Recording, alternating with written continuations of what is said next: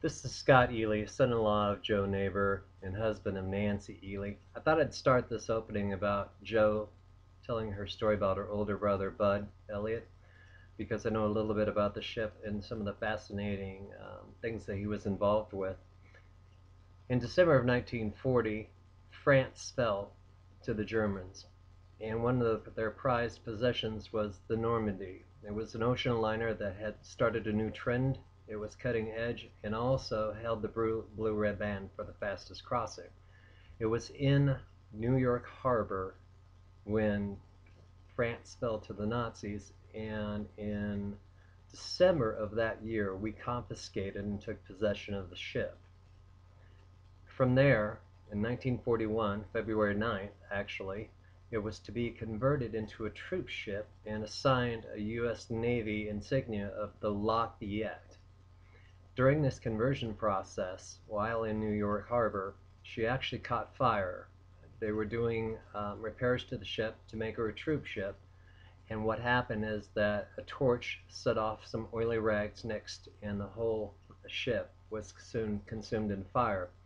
The Port Authority there in New York, with their fireboat tugs, raced to the scene, started trying to put the fire out, and as they put more and more water into the ship, she became top heavy and then rolled over, and for the remainder of the war sat there like a beached whale sunk in the harbor. From there, Bud was assigned to, interestingly, small boats and yachts. They were used as convoys, escorts at this time, transporting supplies to, at that time, Europe. And I'll let Joe take Bud's story from here. Assigned to a PT boat. There were 17 men on this boat, and he was a gunner's mate, so he was assigned to take care of the, I forget how many depth charges, and then the anti-aircraft guns. I think it was 8 or something like that.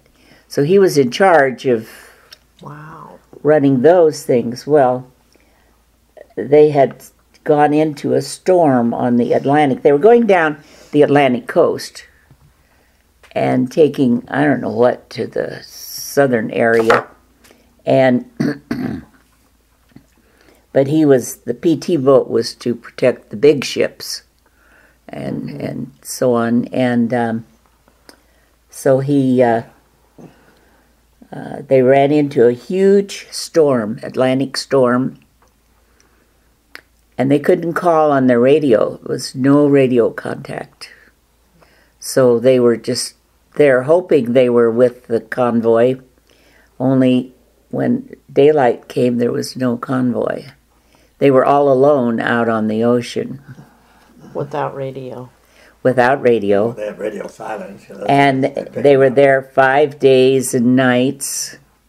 Their water went bad. They used all of their food because the big ships always, each day, gave food to the PT boats or something, because it wasn't big enough to carry food and stuff. So anyway, they finally made their way into port, which was Charlotte, North Carolina, or South Carolina, Charlotte, whatever. There's a naval base there and a naval hospital, and they all disappeared off the ship, all 17 of them. And Bud was not feeling good at all, and he went to the hospital and asked to be checked or admitted, and they said, well, we can't do that without your captain's signature. Well, I have no idea where the captain is. Everybody just disappeared. Right. And so he sat down in the lobby and sat there for a couple of hours. He had nowhere to go. He didn't feel good. And then they decided, well, they looked at him and they thought, he's maybe in bad shape. He needs some help. So they put him to bed, and in 2 hours he had a stroke. So then, what happened after that? So then he was. He was there at the hospital, and then he was due to be, I don't know what his potential was there, and then he had another stroke. With 2 strokes. And so then, Same day. no, honey, it was separate, and I don't know how long. It was a month, maybe, something like that. Okay. And so they gave him a medical discharge from the Navy, sent him home. His best friend was a doctor here in Lincoln.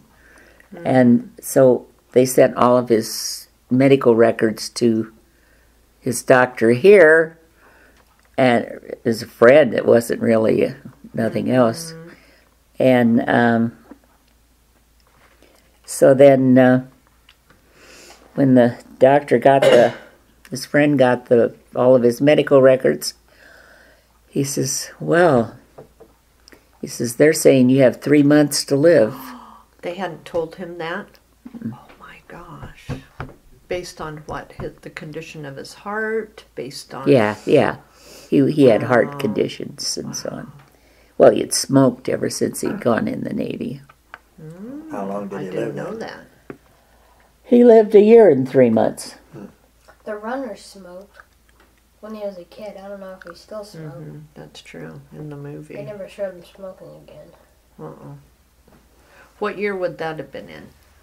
When That he Uncle died? Bud died. I'm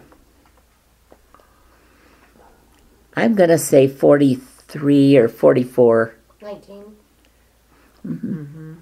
So when did he and Virginia get married? Well, they got married while they were here. After the strokes? Yes, after he was right. Discharged. discharged. And so then she was from New York, and she couldn't get used to the Midwest, and it was hotter in here than it was in New York, and all these different excuses and so on, which my mother went. And so then he went to work for, who was the typewriter company? Underwood, No, it wasn't Underwood. It was Royal. had 2 names to it. The one Eh. you owned? The same typewriter you owned? You know, I don't remember that. Corona, I don't know. I don't remember that. Remington. And he, when he went down there and applied for a job, they came forward with a box full of just junk. And they said, okay, this is a typewriter, now you build it. Wow. And he did. He did. So and so then she went to That go was a back. test to see if he could.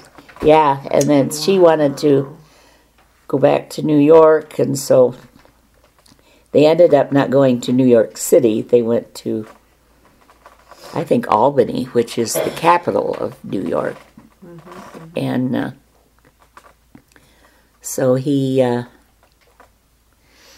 that's where they were when he got sick again.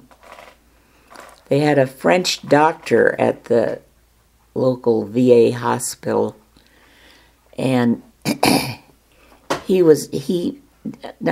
know they didn't have the tools for doing this, the cysto, the one where they go down and look into the stomach.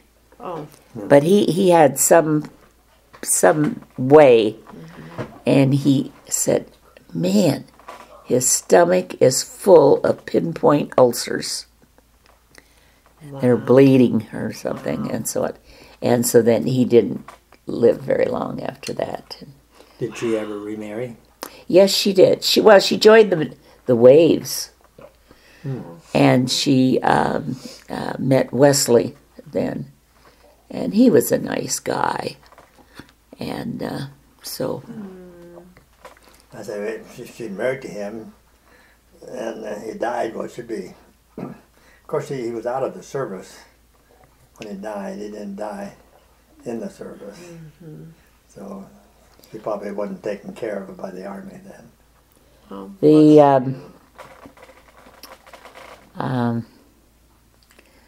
The big brouhaha between my mother and her. My mother was so nasty to all the daughters-in-law, and That'd be my grandma, Parker. and she. Treated me okay. Your great grandma. Oh yeah, she liked you. She liked you real well. You were the exception, I hear. You said you were male. She only had one. She only had one daughter. That's true. and true. 2 sons. Yeah. And so they had what she wanted at the beginning of the war. I think that they put the government put a $10,000 life insurance policy on every military personnel, and so my mother had her eye on that $10,000, of course, and then he got married. And, Well, good reason for the yeah, exactly. Yeah. riff. Art and I had no problems at all, but Whatsoever. Jerry Anderson, his girlfriend down, and well, she's down in Florida. She's over the border. over the border in the state above. She's a school teacher forever. Her husband died in World War II, and she's been receiving, like Kendra does, money all the time, and she's never going to get remarried. And she was a school teacher. She's doing real well, and I mean they go trips together on the boats and things like that, you know. But She helped him buy his boat, didn't she? well, she bought him a boat. I mean, he had this one boat, and then she bought him a bigger one. I don't know that he's ever used it. Really, I don't think it was. Oh, really? He wasn't. Jerry was a little iffy on the boat he had, getting it in and out and things Gerald like was that. iffy anyway. So,